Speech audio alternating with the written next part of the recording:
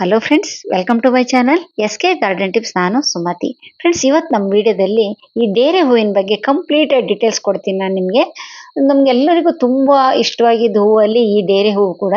ಇದನ್ನು ಬೆಳೆಸೋದ್ರಲ್ಲಿ ಸಿಕ್ಕಾಪಟ್ಟೆ ಪ್ರಾಬ್ಲಮ್ ಕಾಣಿಸ್ತಾ ಇರುತ್ತೆ.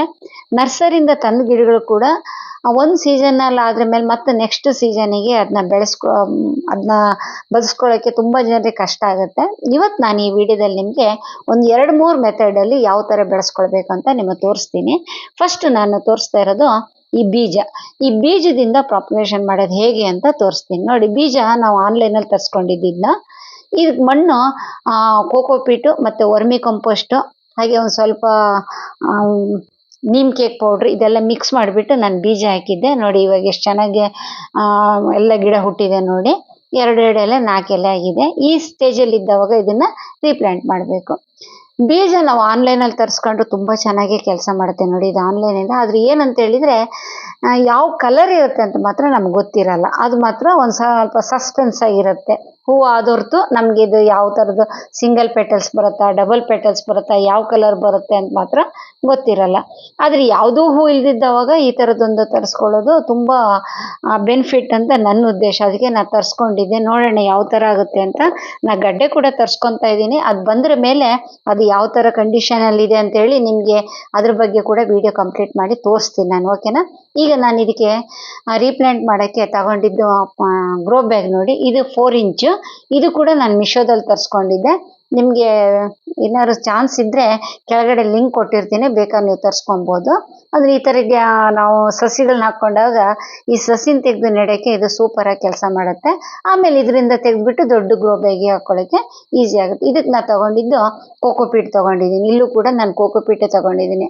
ಯಾಕಂದರೆ ಇದು ಪರ್ಮನೆಂಟ್ ಆಗಿಲ್ಲ. ಇದು ಸ್ವಲ್ಪ ದಿವಸ ತನಕ ಮಾತ್ರ ಇದರಲ್ಲಿ ಇರೋದಕ್ಕೋಸ್ಕರ ಕೋಕೋಪೀಟ್ ತಗೊಂಡಿದ್ದೀನಿ. ಅದೇ ಪರ್ಮನೆಂಟ್ ದೊಡ್ಡ ದೊಡ್ಡ ಗಿಡ ನೆಡೋದಾದ್ರೆ ಕೋಕೋಪೀಟ್ ತಗೊಳ್ಬಾರ್ದು. ಈಗ ಕೋಕೋಪೀಟ್ ಒಂದು 2 ಪೋರ್ಷನ್ ತಗೊಂಡಿದ್ದೀನಿ. ಒಂದು ಪೋರ್ಷನ್ ಮಣ್ಣು. ಈ ಮಣ್ಣಲ್ಲಿ ಗೊಬ್ಬರ ಕೂಡ ಮಿಕ್ಸ್ ಆಗಿದೆ. ಕೌಡಂಗ್ ಕಂಪೋಸ್ಟ್ ಆಲ್ರೆಡಿ ಮಿಕ್ಸ್ ಆಗಿದ್ದಕ್ಕೋಸ್ಕರ ನಾನೇನು ಹೊಸದಾಗಿ ಇದಕ್ಕೆ ಕಂಪೋಸ್ಟ್ ಮಿಕ್ಸ್ ಮಾಡ್ತಾ ಇಲ್ಲ. ನಿಮ್ಮಲ್ಲಿ ಏನಾದರೂ ಬರೀ ಮಣ್ಣೇ ಇದ್ದರೆ, ಅಂದರೆ ಕೆಂಪು ಮಣ್ಣಾಗಲಿ ಕಪ್ಪು ಮಣ್ಣಾಗಲಿ ಇದ್ದರೆ ಅದ್ರ ಜೊತೆ ಒಂದಷ್ಟು ಗೊಬ್ಬರ ಕೂಡ ತಗೊಳ್ಳಿ ನೀವು. ಓಕೆನಾ? 1-2 ಪೋರ್ಷನ್ ಗೊಬ್ಬರ ಕೂಡ ತಗೊಳ್ಳಿ. ಆವಾಗ ನಿಮಗೆ ಕಂಪ್ಲೀಟಾಗಿ ಅದಕ್ಕೆ ಒಳ್ಳೆ ಫುಡ್ ಕೊಟ್ಟಂಗೆ ಇರುತ್ತೆ. ಇದರಲ್ಲಿ ಕೌಡಂಗ್ ಕಂಪೋಸ್ಟ್ ಹಳೇದು, ತುಂಬ ಹಳೇದಂದ್ರೆ ತುಂಬ ಹಳೇದು. ಸೊ ಈ ಥರ ಇದೆ ಮಣ್ಣು, ಕೋಕೋಪೀಟು ಮತ್ತು ಮಣ್ಣನ್ನು. ಇದಕ್ಕೂ ಕೂಡ ಸೇಮ್ ಮತ್ತೆ ಪುನಃ ನೀಮ್ ಕೇಕ್ ಪೌಡ್ರ್ ಹಾಕ್ತಾ ಇದ್ದೀನಿ. ಯಾಕಂತೇಳಿ ಇವಾಗಲೂ ಕೂಡ ಅದಕ್ಕೆ ಮಣ್ಣಲ್ಲಿ ಫಂಗಸ್ ಬರೋ ಚಾನ್ಸಸ್ ಇರುತ್ತೆ. ಒಂದು ಮಳೆಗಾಲ ಬರ್ತಾ ಇದೆ, ಇನ್ನೊಂದಾಗಿ ಏನಂತ ಹೇಳಿದರೆ ಇದು ತುಂಬ ಸೂಕ್ಷ್ಮವಾಗಿದ್ದು ಡೇರೆ ಹೂವಿನ ಗಿಡಗಳು. ಒಂದು ಚೂರು ಏನಾದ್ರು ಹೆಚ್ಚು ಕಮ್ಮಿ ಆದರೂ ಕೂಡ ಕೊಳ್ತೋಗ್ಬಿಡುತ್ತೆ, ಬುಡ ಕೊಳ್ತೋಗುತ್ತೆ. ಅದಕ್ಕೋಸ್ಕರ ಸ್ವಲ್ಪ ಜಾಗ್ರತೆಯಾಗಿ ಬೆಳೆಸ್ಕೊಳ್ಬೇಕಾಗುತ್ತೆ. ನೋಡಿ, ಇದಕ್ಕೆ ನೀಮ್ ಕೇಕ್ ಪೌಡ್ರ್ ಹಾಕ್ಕೊಂಡಿದ್ದೀನಿ. ಈ ನೀಮ್ ಕೇಕ್ ಪೌಡ್ರು ಕೂಡ ನಾನು ಆನ್ಲೈನೆಲ್ಲ ತರಿಸ್ಕೊಂಡಿದ್ದು. ಕೆಳಗಡೆ ಶಾಪ್ ಅಂತ ಬರುತ್ತೆ ನೋಡಿ, ನಿಮಗೆ ವಿಡಿಯೋ ಪಕ್ಕದಲ್ಲಿ ಬರ್ತಾ ಇದೆಯಲ್ಲ, ಅದನ್ನು ನೀವು ಪ್ರೆಸ್ ಮಾಡಿದರೆ ಅದರಲ್ಲಿ ಇರುತ್ತೆ, ಬೇಕಾದ್ರೆ ನೀವು ತರಿಸ್ಕೊಳ್ಳಿ. ಇವಾಗ ನಾನು ಇದಕ್ಕೆ ಸ್ವಲ್ಪ ಬೋನ್ ಮೀಲ್ ಪೌಡ್ರ್ ಮಿಕ್ಸ್ ಮಾಡ್ತಾ ಇದ್ದೀನಿ. ಇದು ಪ್ಲ್ಯಾಂಟ್ ಗ್ರೋತ್ ತುಂಬ ಚೆನ್ನಾಗಿರುತ್ತೆ. ಇದು ಅಂತೇಳಿದರೆ ತುಂಬ ಫಾಸ್ಟಾಗಿ ಬೆಳೆಯೋ ಗಿಡ ಈ ಡೇರೆ ಗಿಡ. ಇದಕ್ಕೆ ಹೂವಿನ ಗಿಡಗೋಸ್ಕರ ಫಾಸ್ಫರಸ್ ಆಗಲಿ ಕ್ಯಾಲ್ಸಿಯಂ ಆಗಲಿ ಇಂಥದ್ದೆಲ್ಲ ಬೇಕಾಗುತ್ತೆ. ಕ್ಯಾಲ್ಸಿಯಂ ಯಾಕೆ ಬೇಕಂತೇಳಿದರೆ ಗಿಡ ಸ್ಟೆಮ್ ಇದೆಯಲ್ಲ, ಬುಡ, ಅದು ತುಂಬ ಚೆನ್ನಾಗಿ ಸ್ಟ್ರಾಂಗ್ ಆಗಿ ಬೆಳೆಯೋಕ್ಕೆ ಅದು ಬೇಕಾಗುತ್ತೆ. ಸಾರಿ. ಇದು ಸ್ಲೋ ರಿಲೀಸ್ ಆಗುತ್ತೆ. ಅಂದರೆ ನಾವು ಹಾಕಿದ ತಕ್ಷಣ ಮಾರನೇ ದಿವಸನೇ ಗಿಡಗಳಿಗೆ ಇದು ಸಿಕ್ಕುತ್ತೆ ಅಂದರೆ ಖಂಡಿತವಾಗ್ಲೂ ಸಿಗಲ್ಲ. ಇದು ಸ್ಲೋ ಆಗಿ ಮಣ್ಣಲ್ಲಿ ಕರಗಿಬಿಟ್ಟು ಬೇರೆ ಸಿಕ್ಕುತ್ತೆ. ಅಂದರೆ ಮೆಲ್ಲ ಗಿಡ ಬೆಳೀತಿದ್ದಂಗೆ ಇದು ಸಿಕ್ಕುತ್ತೆ. ನೋಡಿ, ಇದಕ್ಕೆ ನಾನು 1-2 ಮುಷ್ಟಿ ತೊಗೊಂಡಿದ್ದೀನಿ. ತುಂಬ ಜನ ಕೆಲವರು ಮತಸ್ಥರಿಗೆ ಇದನ್ನು ಬೋನ್ ಮೀಲ್ ಮುಟ್ಟೋಕ್ಕೆ ಅಸಹ್ಯ ಆಗುತ್ತೇನೋ. ನಾನಂತೂ ನೀಟಾಗಿ ಕೈ ತೊಳ್ಕೊತೀನಿ, ನಂಗೆ ಇದರಲ್ಲೆಲ್ಲ ಏನು ಪ್ರಾಬ್ಲಮ್ ಅನಿಸಲ್ಲ. ಯಾಕಂದ್ರೆ ನಾವೇನು ತಿನ್ನೋದಿಲ್ಲಲ್ಲ ಅದನ್ನು, ಗಿಡಗಳಿಗೆ ಹಾಕೋದಕ್ಕೋಸ್ಕರ. ಒಂದು ವೇಳೆ ನಿಮ್ಗೆ ಅಸಹ್ಯ ಅನಿಸುತ್ತೆ ಅಂತ ಹೇಳಿದರೆ ನೀವು ಗ್ಲೌಸ್ ಹಾಕ್ಕೊಬೋದು. ಇಲ್ಲ ಅಂತ ಹೇಳಿದರೆ ಇದನ್ನ ನೀವು ಸ್ಕಿಪ್ ಮಾಡಿದ್ರು ಪರವಾಗಿಲ್ಲ. ಇದು ಹಾಕ್ಲೇಬೇಕಂತೇನಿಲ್ಲ. ಗಿಡಗಳಿಗೆ ಬೇಕಾದ್ರೆ ಒಂಚೂರು ತ್ಯಾಗ ಮಾಡಲೇಬೇಕಾಗುತ್ತೆ. ಯಾಕಂತೇಳಿದ್ರೆ ಏನು ಬ್ಯಾಡ್ ಸ್ಮೆಲ್ ಅಂತೂ ಬರೋದಿಲ್ಲ. ಯಾಕಂದ್ರೆ ಇದೆಲ್ಲ ಕೊಳೆತು ಪುಡಿ, ಎಲ್ಲ ಒಣಗಿದ್ದು ಪುಡಿ, ಇದು ಏನು ಪ್ರಾಬ್ಲಮ್ ಅಂತೂ ಕಾಣಿಸಲ್ಲ. ಇದನ್ನೆಲ್ಲ ಒಟ್ಟು ಮಾಡಿ ನಾನು ಮಿಕ್ಸ್ ಮಾಡಿದ್ದೀನಿ ನೋಡಿ. ಇದಕ್ಕೆ ಮಣ್ಣು ತೊಗೊಂಡಿದ್ದೀನಿ. ಆಲ್ರೆಡಿ ಮಣ್ಣಲ್ಲಿ ಗೊಬ್ಬರ ಇತ್ತು. ಹಾಗೆ ಕೋಕೋಪೀಟ್ ತೊಗೊಂಡಿದ್ದೀನಿ. ನೀಮ್ ಕೇಕ್ ಪೌಡ್ರ್ ಹಾಕಿದ್ದೀನಿ. ಮತ್ತು ಬೋನ್ ಮಿಲ್ ಹಾಕಿದ್ದೀನಿ. ನಿಮ್ಮ ಹತ್ರ ಬೇರೆ ಏನಾದ್ರು ಇದ್ರೆ ಅದನ್ನು ಕೂಡ ಮಿಕ್ಸ್ ಮಾಡ್ಕೊಳ್ಬೋದು ನೀವು, ಏನು ಪ್ರಾಬ್ಲಮ್ ಇಲ್ಲ. ಆದರೆ ಇವಾಗ ಇಷ್ಟು ಸಾಕು. ಇನ್ನು ಈ ಸ್ಟೇಜಲ್ಲಿ ಇದ್ದಾಗ ಈ ಗಿಡ ಬೆಳೆದು ಬೇರೆ ದೊಡ್ಡ ಪಾಟಿಗೆ ಹಾಕ್ತೀವಲ್ಲ, ಆವಾಗ ಇನ್ನೊಂದಷ್ಟು ಮಿಕ್ಸ್ ಮಾಡಿಕೊಂಡ್ರೆ ಇನ್ನೂ ತುಂಬ ಚೆನ್ನಾಗಿ ನಮಗೆ ಹೂವು ಬರುತ್ತೆ. ಅದು ನೆಕ್ಸ್ಟ್ ಸ್ಟೇಜಲ್ಲಿ ನಿಮಗೆ ತೋರಿಸ್ತೀನಿ. ನೋಡಿ, ಇವಾಗ ನಾನು ಈ ಗ್ರೋ ಬ್ಯಾಗ್ ತೊಗೊಂಡಿದ್ದೀನಲ್ಲ, ಇದು ಆಫ್ ಅಲ್ಲ, ಒಂದು ಸ್ವಲ್ಪ 1 ಇಂಚಷ್ಟು ಫೋಲ್ಡ್ ಮಾಡಿದ್ದೀನಿ. ಯಾಕಂತೇಳಿ ನಮ್ಮ ಗಿಡಕ್ಕೆ ಸ್ವಲ್ಪ ಸ್ಟ್ರಾಂಗ್ ಆಗಿರುತ್ತೆ ಒಂದು. ಎರಡನೇದಾಗಿ ಈ ಗಿಡ ಬೆಳೆದ್ರ ಮೇಲೆ ಅದೊಂಚೂರು ಫೋಲ್ಡ್ ಮಾಡಿದ್ದನ್ನು ಬಿಚ್ಚಿಬಿಟ್ಟು ಅದಕ್ಕೆ ಮಣ್ಣು ಗೊಬ್ಬರ ಮತ್ತೆ ಪುನಃ ಹಾಕಿಬಿಟ್ರೆ ಇನ್ನೊಂದು ಸ್ವಲ್ಪ ದಿವಸ ಅದರಲ್ಲಿ ಇಡೋಕ್ಕಾಗುತ್ತೆ, ಸ್ವಲ್ಪ ದೊಡ್ಡದಾಗುತ್ತಲ್ಲ ಅದಕ್ಕೋಸ್ಕರ. ಇವಾಗ ಮತ್ತೆ ಸಣ್ಣ ಗಿಡ ಅಲ್ಲ, ಅದಕ್ಕೆ ಸಣ್ಣ ಪಾಟ್ ಸಾಕಂತ 1 ಇಂಚು ನಾನು ಫೋಲ್ಡ್ ಮಾಡಿದ್ದೀನಿ. ಈ ಥರ ಫೋಲ್ಡ್ ಮಾಡೋದ್ರಿಂದ ಗ್ರೋ ಬ್ಯಾಗ್ ಕೂಡ ಸ್ವಲ್ಪ ಸ್ಟ್ರಾಂಗ್ ಆಗಿರುತ್ತೆ, ಹರಿದೋಗುತ್ತೆ ಅಂತ ಚಾನ್ಸಸ್ ಇರಲ್ಲ. ಅಂದರೆ ನಾವು ದೊಡ್ಡ ದೊಡ್ಡ ಗ್ರೋ ಬ್ಯಾಗ್ ತಂದಿರ್ತೀವಲ್ಲ, ಅದು ಕೆಲವು ಸರ್ತಿ ಏನಾಗುತ್ತೆ ಅಂದರೆ ಆ ತುದಿಲೆಲ್ಲ ಕಟ್ ಆಗ್ತಾ ಇರುತ್ತೆ ನಾವು ಹಾಗೆ ಡೈರೆಕ್ಟಾಗಿ ಇಟ್ಟವಾಗ. ಅಂಥ ಟೈಮಲ್ಲಿ ಇದನ್ನು ಫೋಲ್ಡ್ ಮಾಡಬೇಕು. ನೋಡಿ, ಈ ಥರ ನಾನು ಫುಲ್ ಮೇಲ್ಗಡೆ ತನಕ ಮಣ್ಣನ್ನು ತುಂಬಿಸಿದ್ದೀನಿ. ಎಲ್ಲ ತುಂಬಿಸ್ಬಿಟ್ಟು ಇದಕ್ಕೆಲ್ಲ ವಾಟರ್ ಎಲ್ಲ ಹಾಕ್ಬಿಟ್ಟಿದ್ದೀನಿ ನಾನು. ಯಾಕಂತೇಳಿ ಗಿಡ ನೆಡಬೇಕಿನ ಮುಂಚೆ ವಾಟರ್ ಹಾಕೊಳ್ಳೋದು ತುಂಬ ಇಂಪಾರ್ಟೆಂಟ್. ಯಾಕಂದರೆ ಸ್ವಲ್ಪ ಇದಿರಬೇಕು, ಅಂದರೆ ಸೆಟ್ ಆಗಿಬಿಡ್ಬೇಕು ಅದು. ಇನ್ನೊಂದು ಏನಂದರೆ ಸ್ವಲ್ಪ ಲೂಸ್ ಆಗಿರಬೇಕು, ಬೇರು ಚೆನ್ನಾಗಿ ಬರಬೇಕಂದ್ರೆ ಮಣ್ಣು ಲೂಸ್ ಆಗಿರಬೇಕು.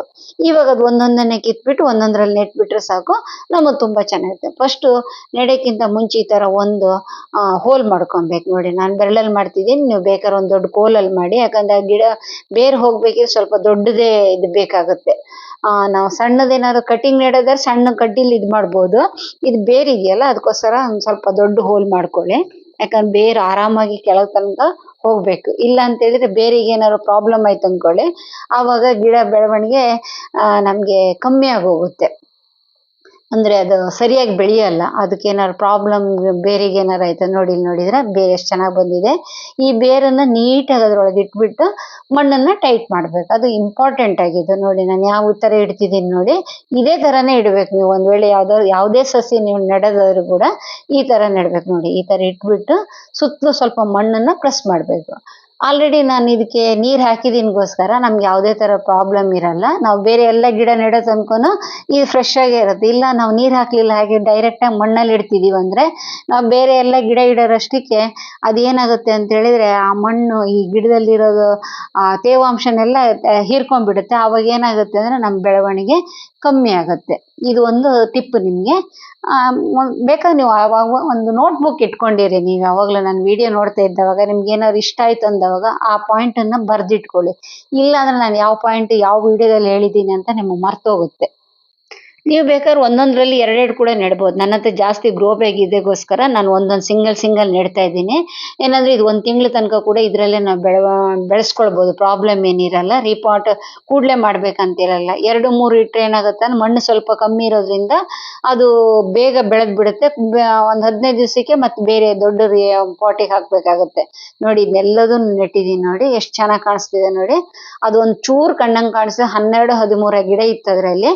ಇದಿಷ್ಟು ಬೇರೆ ಬೇರೆ ಕಲರ್ ಆದ್ರಂತೂ ತುಂಬಾ ಅದೃಷ್ಟ ಅನ್ಕೊಳ್ತೀನಿ. ಯಾಕಂತ ಹೇಳಿದ್ರೆ ಗಿಡ ಬೆಳೆದ್ರ ಮೇಲೆ ಈ ಸೀಸನಲ್ಲಿ ಹೂವು ಅದ್ರ ಮೇಲೆ ಅದ್ರ ಕೆಳಗಡೆ ಗಡ್ಡೆ ಆಗುತ್ತೆ.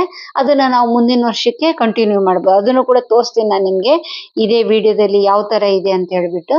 ನೋಡಿ, ಇವಾಗ ನಿಮ್ಗೆ ಯಾಕೆ ಇದು ತೋರಿಸ್ತಾ ಇದ್ದೀನಿ ಅಂದ್ರೆ ನೋಡಿ, ವಾತಾವರಣ ನೋಡಿ ಎಷ್ಟು ತಂಪಾಗಿದೆ, ಮೇಲ್ಗಡೆ ಮೋಡ ಸಣ್ಣ ಸಣ್ಣ ಹನಿತಾ ಇದೆ. ಈ ತರ ಟೈಮಲ್ಲಿ ನಾವು ಯಾವುದೇ ತರದ ಸಸಿ ನೆಡೋದಿದ್ರು ಕೂಡ ತುಂಬಾ ಚೆನ್ನಾಗಿ ಸೆಟ್ ಆಗುತ್ತೆ. ಇಲ್ಲ ಕಟಿಂಗ್ ನೆಡೋ ಕೂಡ ಇದು ಒಳ್ಳೆ ಟೈಮ್ ಇದು. ಅಂದ್ರೆ ಜಾಸ್ತಿ ಹೆವಿ ರೈನ್ ಬೀಳ್ತಿರ್ಬಾರ್ದು, ಹಾಗಂತೇಳಿ ಬಿಸಿಲು ಬರ್ತಿರ್ಬಾರ್ದು. ಬಿಸಿಲು ಬರ್ತಿದ್ದಾಗ ಕಟಿಂಗ್ ನೆಟ್ರೆ ಏನಾಗುತ್ತೆ ಅಂದ್ರೆ ಒಣಗೋಗುತ್ತೆ. ಈ ತರ ಮೂಮೆಂಟ್ ಅಲ್ಲಿ ತುಂಬಾ ಚೆನ್ನಾಗಿ ಬರ್ತಾ ಇರುತ್ತೆ. ಲಾಸ್ಟ್ ವಿಡಿಯೋದಲ್ಲಿ ಒಂದು ಸಣ್ಣ ಕಟಿಂಗ್ ತೋರಿಸಿದ್ದೆ ನಿಮ್ಗೆ, ಅದನ್ನು ಕೂಡ ತಂದ್ಬಿಟ್ಟು ಇದ್ರಲ್ಲೇ ನೆಟ್ಟಿದ್ದೀನಿ ನೋಡಿ. ಲಾಸ್ಟ್ ಅಲ್ಲಿ ದೊಡ್ಡ ದೊಡ್ಡ ಗಿಡ ಇವೆಲ್ಲ ಬೀಜದಿಂದ ಬಂದಿದ್ದು, ಅದು ಮಾತ್ರ ಕಟಿಂಗ್ ಅಲ್ಲಿ ನೆಟ್ಟಿದ್ದು ನೋಡಿ, ಇದ್ರದ್ದೇ ಅದು. ಈ ಹೂವು ಫಸ್ಟ್ ಸ್ಟಾರ್ಟಿಂಗ್, ಈ ವಿಡಿಯೋ ಸ್ಟಾರ್ಟಿಂಗ್ ಅಲ್ಲಿ ತೋರಿಸಿದ್ದೆ ನೋಡಿ, ಪಿಂಕ್ ಕಲರ್ ದೊಡ್ಡದು, ಅದು ಇದು ಅದೇ ಮದರ್ ಪ್ಲಾಂಟ್. ಇದು ನೋಡಿ ಎಷ್ಟು ಚೆನ್ನಾಗಿದೆ. ಇದಕ್ಕೆ ಇನ್ನೊಂದು ಟಿಪ್ಸ್ ಏನಂತ ಹೇಳಿದ್ರೆ, ಈ ಗಿಡ ಬೆಳೀತಿದ್ದಂಗೆ ಕೆಳಗಡೆ ಬುಡದಲ್ಲಿರೋದು ಬೆಳೆದಿರುತ್ತಲ್ಲ ಎಲೆಗಳು, ಅದನ್ನೆಲ್ಲ ಕಟ್ ಮಾಡ್ತಾ ಇರಬೇಕು. ನೋಡಿ, ಅದನ್ನ ಕಟ್ ಮಾಡಿದ ಜಾಗ ಅದು. ಒಂದ್ಸರ್ತಿ ಕಟ್ ಮಾಡಿದ್ ನೋಡಿ 2 ಚಿಗುರು ಬಂದಿದೆ ನೋಡಿ. ಇದು ಇನ್ನೊಂಚೂರು ಬೆಳೆದ್ರ ಮೇಲೆ ಮತ್ತೆ ಪುನಃ ನಾವು ಅದನ್ನ ಪಿಂಚಿಂಗ್ ಮಾಡಿದ್ರೆ ಪುನಃ ಇನ್ನೊಂದೆರಡು ಇದಾಗುತ್ತೆ, ನಮ್ಗೆ ಹೂವು ಜಾಸ್ತಿ ಬರುತ್ತೆ. ಆದ್ರೆ ಏನಂದ್ರೆ ಪ್ರಾಬ್ಲಮ್ ಅಂದ್ರೆ, ಇದು ಜಾಸ್ತಿ ಪಿಂಚಿಂಗ್ ಮಾಡ್ತಾ ಇದ್ರೆ ಸಣ್ಣ ಸಣ್ಣ ಹೂವು ಆಗುತ್ತೆ. ಪಿಂಚಿಂಗ್ ಕಮ್ಮಿ ಮಾಡಿದ್ರೆ ಏನಾಗುತ್ತೆ ಅಂತ ಹೇಳಿದ್ರೆ ನಮ್ಗೆ ದೊಡ್ಡ ದೊಡ್ಡ ಹೂವು ಬರುತ್ತೆ ನೋಡಿ. ಆ ಮದರ್ ಪ್ಲಾಂಟ್ ಇಂದ ಕಟಿಂಗ್ ತೆಗೆಯೋದು ತೋರಿಸ್ತಾ ಇದ್ದೀನಿ ನಿಮ್ಗೆ. ಇನ್ನು ನೆಕ್ಸ್ಟ್ ಕೂಡ ಇನ್ನೊಂದ್ರಲ್ಲಿ ಕೂಡ ತೋರಿಸ್ತೀನಿ ನಾನು ಕಂಪ್ಲೀಟ್ ಆಗಿ ಯಾವ ತರ ಕಟಿಂಗ್ ತಗೊಬೇಕು, ಯಾವ ತರ ನೆಡ್ಬೇಕು ಅಂತ ಇದೇ ವಿಡಿಯೋದಲ್ಲೇ ತೋರಿಸ್ತೀನಿ ನಾನು ನಿಮ್ಗೆ. ನೋಡಿ ಇದು ಒಂದು ವಾರ 15 ದಿವಸಕ್ಕೆ ಬೇರ್ ಬರುತ್ತೆ. ಈ ತರ ಕಟಿಂಗ್ ತೆಗೆದು ನೆಟ್ಟಾಗ ಯಾವ ತರ ಮಣ್ಣಲ್ಲಿ ಹಾಕ್ಬೇಕಂತ ಕೂಡ ಹೇಳ್ತೀನಿ ನಾನೀಗ. ಮದರ್ ಪ್ಲಾಂಟ್ ಹೂವ ನೋಡಿ ಇಲ್ಲಿ ನೋಡಿ, ಈಗ ಇಷ್ಟು ಮುಂಚೆ ತೋರಿಸಿದ್ನಲ್ಲ ನೋಡಿ, ಇದೇ ತರದ ಹೂವ ನೋಡಿ, ಡಾರ್ಕ್ ಪಿಂಕ್ ಎಷ್ಟು ಹೂವಾಗಿದೆ ನೋಡಿ. ಒಂದು ಗಿಡ, ಒಂದು ಸಣ್ಣ ಕಟಿಂಗ್ ತಂದು ನಾನು ಮೇಲೆ ಟೆರೆಸ್ ಮೇಲೆ ನೆಟ್ಟಿದ್ದು, ಅದನ್ನ ಕಟಿಂಗ್ ಇನ್ನೊಂದ್ ಕಡೆ ನೆಟ್ಟ 2 ಗಿಡ ಆಯ್ತು. 2 ಗಿಡದಲ್ಲಿ ಬಂದಂತ ಹೂವು ಇದು. ಒಂದೇ ಸರ್ತಿ ಈ ತರ ಹೂವು ಆದಾಗ ತುಂಬಾ ಚೆನ್ನಾಗಿರುತ್ತೆ. ಈ ಸರ್ತಿ ನಾನು ಜಾಸ್ತಿ ಡೇರೆ ಹೂವು ಬೆಳೆಸ್ಬೇಕಂತ ಟ್ರೈ ಮಾಡ್ತಾ ಇದ್ದೀನಿ, ನೋಡೋಣ.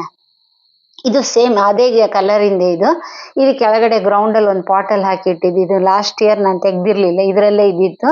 ಆ ಗಡ್ಡೆ ಇದ್ದಿತ್ತಲ್ಲ, ಆ ಗಡ್ಡೆಯಿಂದ ಬಂದ ಚಿಗುರುಗಳು ಇವನ್ನೆಲ್ಲ ತೆಗೆದ್ಬಿಟ್ಟು ನಾವು ಕಟಿಂಗ್ ತೆಗೆದ್ಬಿಟ್ಟು ನೆಡ್ಬೋದು ಇವಾಗ. ಯಾಕಂದ್ರೆ ನಾನು ಇಷ್ಟು ಮುಂಚೆ ತೋರಿಸಿದ್ನಲ್ಲ ನಿಮ್ಮ ಟೆರೆಸ್ ಮೇಲೆ ಈ ವಾತಾವರಣ ಯಾವ ತರ ಇದೆ ಅಂತ. ಈ ತರ ವಾತಾವರಣದಲ್ಲಿ ನಾವು ಕಟಿಂಗ್ ನೆಡಕ್ಕೆ ಸಿಕ್ಕಾಪಟ್ಟೆ ಸೂಟ್ ಆಗುತ್ತೆ. ನೋಡಿ ಇಲ್ಲಿ ನೋಡಿ, ಈ ತರ ಕಟಿಂಗ್ ತಗೊಂಡ್ ಬಂದಿದ್ದೀನಿ. ಈ ಕಟಿಂಗ್ ತಂದಿದ್ದನ್ನ ಹಂಗೆ ತಗೊಂಡ್ ನೆಡ್ಬಾರ್ದು ನಾವು. ಇದಕ್ಕೊಂದು ಸಣ್ಣದೊಂದು ಜಾಗ್ರತೆ ಮಾಡ್ಬೇಕು. ಏನಂತ ಹೇಳಿದ್ರೆ ಈ ಎಲೆಗಳನ್ನೆಲ್ಲ ಕಟ್ ಮಾಡಿಬಿಡ್ಬೇಕು, ಕೆಳಗಡೆ ಬುಡದಲ್ಲಿರೋ ಎಲೆಗಳನ್ನೆಲ್ಲ ಕಟ್ ಮಾಡಿಬಿಡ್ಬೇಕು. ಇದು ಮಾತ್ರ ಯೂನಿವರ್ಸಲ್ ಟಿಪ್ಸ್ ಇದು. ಎಲ್ಲಾ ಗಿಡಗಳಿಗೂ ಕಟಿಂಗ್ ನೆಡ್ತಾ ಬುಡದಲ್ಲಿರೋ ಎಲೆಗಳನ್ನೆಲ್ಲ ತೆಗೆದು ಬಿಡ್ಬೇಕು. ಮೇಲ್ಗಡೆ ಚಿಗುರು ಮಾತ್ರ ಒಂದಾಗ್ಲಿ ಎರಡಾಗ್ಲಿ ಎಲೆ ಇಟ್ಟಿರ್ಬೇಕು. ಯಾಕಂದ್ರೆ ಸ್ವಲ್ಪ ಫುಡ್ ತಯಾರು ಮಾಡ್ಕೊಳ್ಬೇಕಲ್ಲ, ಅದಕ್ಕೋಸ್ಕರ ನೋಡಿ ಈ ತರ ಎಲೆಗಳನ್ನೆಲ್ಲ ಕಟ್ ಮಾಡಿಬಿಟ್ಟು ರೆಡಿ ಮಾಡಿ ಇಟ್ಕೊಂಡಿದ್ದೀನಿ. ನೀವು ಇದನ್ನ ನಾನು ಮಳೆ ಬರ್ತಿರೋಗೋಸ್ಕರ ಹಂಗೆ ಹುಲ್ ಮೇಲೆ ಹಾಕಿದ್ದೀನಿ. ಇಲ್ಲ ಅಂತೇಳಿ ಸ್ವಲ್ಪ ನೀರೊಳಗೆ ಹಾಕಿಟ್ರೆ ಕೂಡ ಒಳ್ಳೇದೇ. ನೋಡಿ ಎಲೆ ನೋಡಿದ್ರೆ ಎಷ್ಟು ಹೆಲ್ದಿ ಆಗಿದೆ ನೋಡಿ. ಇದು ಡೇರೆ ಹೂವಿನ ಗಿಡ ನೋಡಕ್ಕೆ ಚಂದ ಅಂತಾರ, ನಂಗಂತೂ ತುಂಬಾ ಚಂದ ಅನ್ಸುತ್ತೆ. ನಿಮ್ಗೆ ಏನ್ ಅನ್ಸುತ್ತೆ ಹೇಳಿ ನಂಗೆ. ನೋಡಿ ಮೇಲ್ಗಡೆ ಚಿಗುರು ಮಾತ್ರ ಬಿಟ್ಟಿದ್ದೀನಿ, ಕೆಳಗಡೆ ಬುಡದಲ್ಲಿ 1-2 ನೋಡಿ ಏರಿಯಾ, ಅಂದ್ರೆ ಅದು ಎಲೆ ಬರುತ್ತೆ ನೋಡಿ, ಅದನ್ನ ನೋಡಿ ಏರಿಯಾ ಅಂತಾರೆ. ಅಲ್ಲೇ ಬೇರ್ ಬರದ್ ನಮ್ಗೆ. ಆ ಮಧ್ಯ ಕಾಂಡದಲ್ಲಿ ಬೇರ್ ಬರಲ್ಲ. ಇದು ರೂಟಿಂಗ್ ಹಾರ್ಮೋನ್. ಇಲ್ಲಿ ಸೇಮ್ ನಾನು ಕೋಕೋಪೀಟ್ ಮತ್ತೆ ಒಂದ್ ಸ್ವಲ್ಪ ಮಣ್ಣು ತಗೊಂಡಿದ್ದೀನಿ. ಹಾಗೆ ಇದಕ್ಕೆ ನೀಮ್ ಕೇಕ್ ಪೌಡ್ರ್ ಮೇಲ್ಗಡೆ ತೋರಿಸಿದ್ನಲ್ಲ ಅದೇ ಮಣ್ಣನ್ನೇ ತಗೊಂಡ್ ಬಂದಿದ್ದು. ಮಣ್ಣು, ಕೋಕೋಪೀಟ್ ಮತ್ತೆ ಇದ್ರ ಜೊತೆಗೆ ಸ್ವಲ್ಪ ಕೆಲವುದ್ರಲ್ಲಿ ಇದು ಬೋನ್ ಮೀಲ್ ಕೂಡ ಮಿಕ್ಸ್ ಆಗಿದೆ. ನೀವು ಅಷ್ಟಿಗೆಲ್ಲ ಹಾಕಕ್ ಹೋಗ್ಬೇಡಿ. ಓನ್ಲಿ ಕೋಕೋಪೀಟ್, ಒಂದ್ ಸ್ವಲ್ಪ ವರ್ಮಿ ಕಂಪೋಸ್ಟ್ ಇಂಥದ್ದೇನಾರು ಹಾಕಿ ಸಾಕಾಗುತ್ತೆ ಕಟಿಂಗ್ ನೆಡ್ತಾ. ಇಲ್ಲಾಂದ್ರೆ ಬರೀ ಮರಳಲ್ಲಿ ನೆಟ್ರು ಪರವಾಗಿಲ್ಲ. ನೋಡಿ ಇದನ್ನ ಫಸ್ಟಿಗೆ ಒಂದ್ಸರ್ತಿ ಎಲ್ಲಿ ನೋಡಿ ಆ ನೋಡಿ ಏರಿಯಾ ತನಕ ಅದನ್ನ ರೂಟಿಂಗ್ ಹಾರ್ಮೋನ್ ಅಲ್ಲಿ ಡಿಪ್ ಮಾಡಿಬಿಟ್ಟು ಈ ತರ ನೆಡ್ಬೇಕು. ಅವ ನೆಟ್ರೆ ಸಾಕು, ಸಿಕ್ಕಾಪಟ್ಟೆ ತುಂಬಾ ಚೆನ್ನಾಗಿ ಬರುತ್ತೆ. ನೋಡಿ ಇಲ್ಲಿ ನೋಡಿದ್ರ ಈ ತರ ಎಷ್ಟು ಚೆನ್ನಾಗಿ ಬರುತ್ತೆ ನೋಡಿ. ಇದು ಬೆಳೆದ್ರ ಮೇಲೆ ನಾನು ನಿಮಗೆ ತೋರಿಸ್ತೀನಿ ಯಾವ ತರ ಇರುತ್ತೆ ಅಂತ.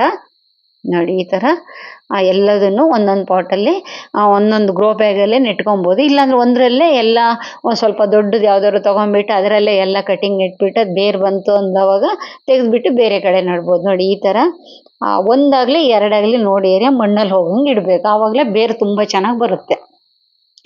ಒಂದು ಸಾಕು, ಯಾಕಂತ ಹೇಳಿದ್ರೆ ಅದ್ರ ಬೇರ್ ಬಂದ್ಬಿಡುತ್ತೆ. ನೋಡಿ ಎಲ್ಲ ನೆಟ್ರ ಮೇಲೆ ಈ ತರ ಇದೆ ನೋಡಿ, ಎಷ್ಟು ಇದಕ್ಕೆ ಚೆನ್ನಾಗಿದೆ ನೋಡಿ. ಮೇಲ್ಗಡೆ ನಾನು ಬೀಜ ಹಾಕಿದ್ದೀನಿ, ಬೀಜದಿಂದ ಬಂದ ಸಸಿ ನೆಟ್ಟಿದ್ದೀನಿ.